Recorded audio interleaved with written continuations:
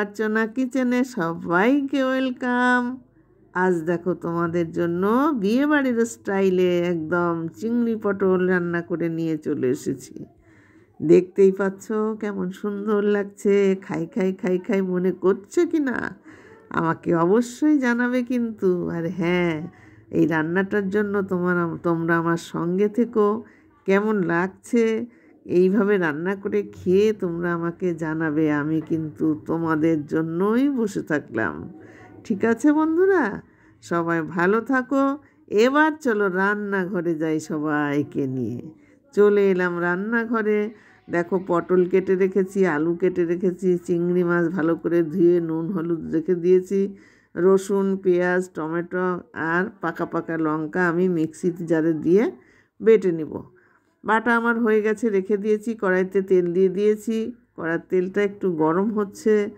এবার গরম হতে হতে সেই টাইমটুকু আমাদের অপেক্ষা করতে হবে। এখন গরম হয়ে গেলে কি করব সেটাই দেখার অপেক্ষা।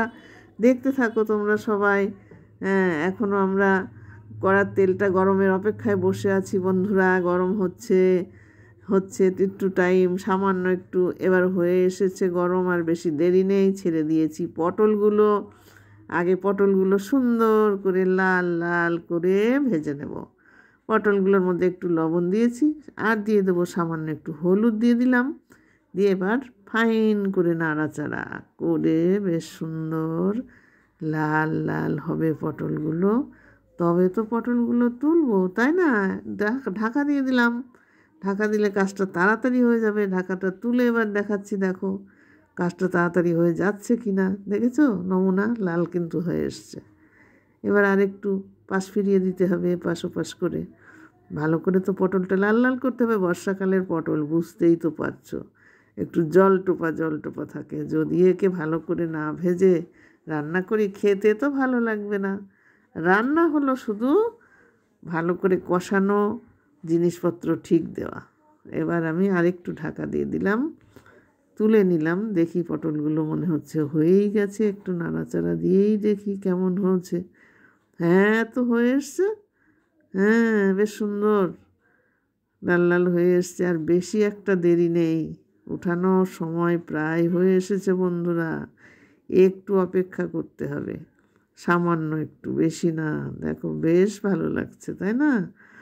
এই পটল ভাজা দিয়ে কিন্তু ঘি দিয়ে গরম গরম ভাত দিয়ে খেয়ে নেওয়া যায়, কারণ এর মধ্যে লবণ আছে, হলুদ আছে, পটল ভাজা হয়ে গেছে। গরম ভাত দিয়ে ঘি দিয়ে যদি খিদেই পাই রান্না করতে করতে, তাহলে দুটো ভাত খেয়ে নেওয়া যায়। না, খেলাম না, রেখে দিলাম। পটল অল্প আছে, ভেজে তুলে নিলাম।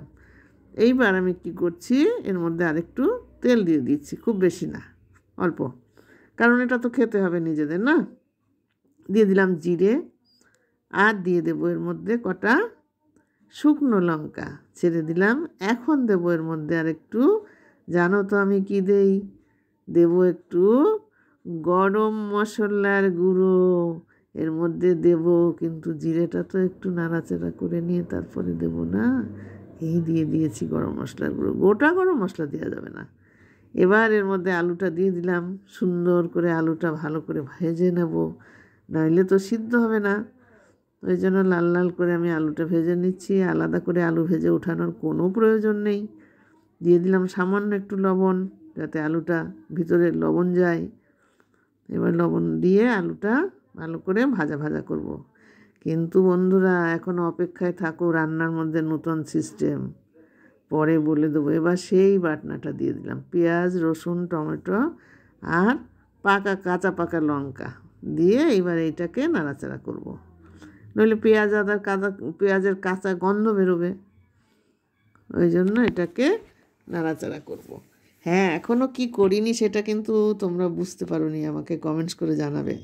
এইবার দেখো বলে দিলাম, এই চিংড়ি মাছ কিন্তু আমি আলাদা করে ভাজিনি।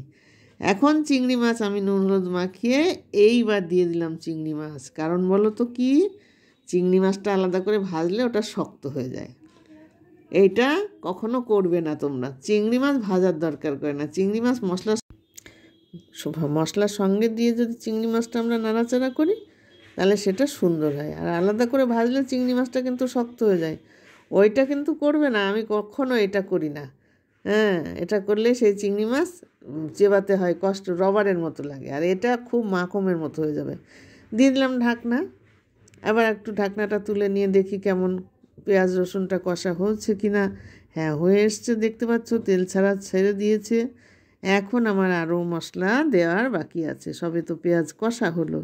এবার দেখো কি দিচ্ছি, দিয়ে দিচ্ছি একটু মিষ্টি। হ্যাঁ, সামান্য একটু মিষ্টি না দিলে চিংড়ি মাছটা ভালো লাগে না, তাই একটু চিনি দিয়ে দিলাম। আর দেবো কাশ্মীরি লঙ্কা, বেশি দেবো না, পরিমাণ মতো কাশ্মীরি লঙ্কার গুঁড়ো দিয়ে দিলাম। আর দেব এবার, দেখো কী কী দিচ্ছি, আদা বাটা দিয়ে দিলাম।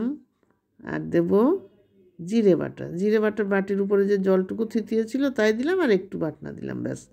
বেশি জিরে লাগবে না, আদা বাটাই যথেষ্ট। তা আমি নামে মাত্র একটু জিরে বাটা দিলাম, খুব বেশি দিলাম না। মশলা যে বেশি দিলেই রান্না আহামরি কিছু হবে তা না, তবে এই রান্নাটা মানে তাক বাক করে রান্না করলে সব কিছু ঠিকঠাক হলে অতি সুন্দর হবে খেতে। হলুদ দিয়ে দিলাম। আর দেব পরিমাণ মতো লবণ, যে যেমন লবণ খাবে সে তেমন দেবে। দিয়ে এইবার একটু সুন্দর করে কষাবো। দেখতে পাচ্ছ রঙটা কত সুন্দর হয়েছে বন্ধুরা। শুধু না রং সুন্দর হয়নি গো, হ্যাঁ, যা সেন্ট আসছে কি বলবো, তোমরা যদি আমার পাশে থাকতে বুঝতে পারতে। আমি রান্না করছি, আমি বুঝতে পারছি যে এর কি সেন্ট আসছে, অপূর্ব একটা সেন্ট আসছে।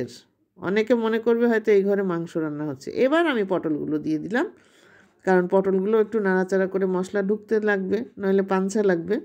পটলটা আমি এতক্ষণে দিলাম, মশলাটা কষিয়ে নিয়ে আর একটু নাড়াচাড়া করব, করে তারপরে আমি কি করব দেখো, জল ঢেলে দিলাম। ওই যে মশলার বাটিতে যে জলটুকু ছিল দিয়ে আর একটু জল দিয়ে দিলাম পরিমাণ মতো, কারণ আলুটা তো সিদ্ধ হবে। এখনকার আলুগুলো তো ভালো হয় না, এটা তো সবাই জানি আমরা, না যারা যারা রান্না করি সবাই জানি যে আলু এখন কি আলু। হ্যাঁ, আর যেমন আলুর দাম বেড়েছে, দিয়ে দিলাম মেয়ের জন্য কটা কাঁচা লঙ্কা। এবার ঢেকে দিয়েছি, দেখো ঢাকনা দিয়ে এবার ঢাকনাটা খুলছি, খুলে একটু নাড়াচাড়া করব, দেখতে হবে আলুগুলো সিদ্ধ কত দূর হলো।